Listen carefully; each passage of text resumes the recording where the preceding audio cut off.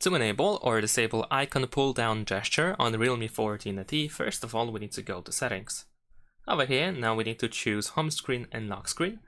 And after that you should be able to find the icon pull down gesture option. So let's go over here and we can turn it on or off. We can also see the preview of how it looks like, but let me also demonstrate how to use it. So essentially you need to start by moving your finger from the left side or bottom left side over here, not the corner but somewhere over here, and you can start pulling it towards the middle like this. And then while still holding your finger on the screen, we can point at one of the apps over here. So if, let's say I'm gonna keep holding on this Play Store, and if I lift my finger I will open the Play Store. We can do the same thing from the right side, of course.